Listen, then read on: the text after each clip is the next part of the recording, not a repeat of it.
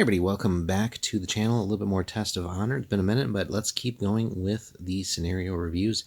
And again, the main book has a nice feature where these linked battles really take you from like just the most simple basic of games, and gradually they just keep adding more and more rules until you really get like the full effect and full set of rules, conditions, etc., that the game can offer you. And that's a nice way of doing that, and really kind of creating like a mini campaign to walk you through the game and everything it can offer. So it's really nice. So this next one here is called Breakthrough. For player one, though your enemies manage to grab the spy, they still have many miles to travel before reaching the safety of their clan's territory. You've managed to overtake them and now stand barring their way. That's the other thing to mention too.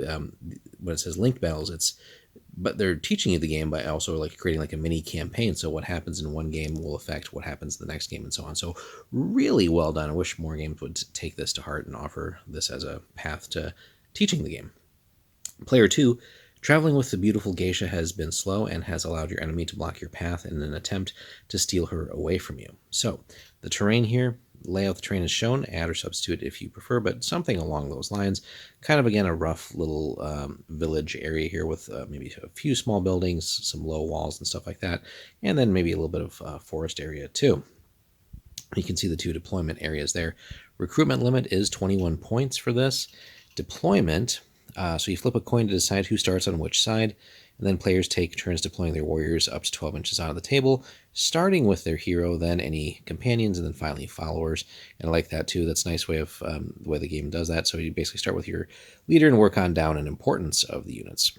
Player two can choose the warrior who is escorting the spy, placing the objective marker or token miniature at the same time as that warrior. Okay. Then player two draws the first token, and then the objective basically is either keep or take control of the spy and escort her to the opposite table edge from your starting edge. So it's kind of like a little bit of a tug of war, right? So you're basically trying to get the spy from one end to the other. If the spy can change hands throughout the game, which is interesting because then any progress you made may get reversed as the enemies may be trying to move the spy on you as well.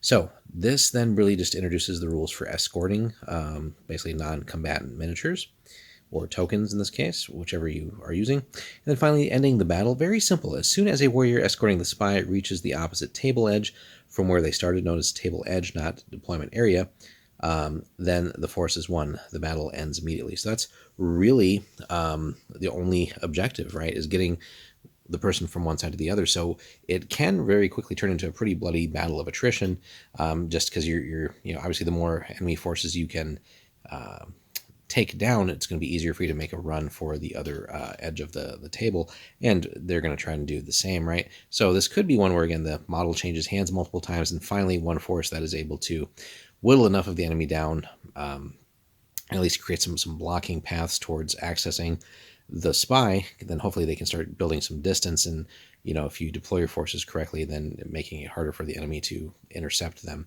So certainly I think in this one, having a little bit of ranged will allow you to really mess up the enemy's plans a little bit, because again, if the opponent does make like a breakthrough and is getting closer to the board edge, you may not have the movement speed to necessarily catch up. So having a little bit of range in this, I think, will be key. But a fun little scenario that teaches you about this, and there's a lot of potential for that with the setting and what Test of Honor is really all about, to really have some fun missions like this where you're escorting spies or family members or who knows what, and really make that a pretty tense battle. So I'd say, obviously it would be nice, instead of just using tokens for this, if you have a actual miniature handy, just to make it a little bit more impactful on the table and tell the story. So, but a fun scenario nonetheless, guys.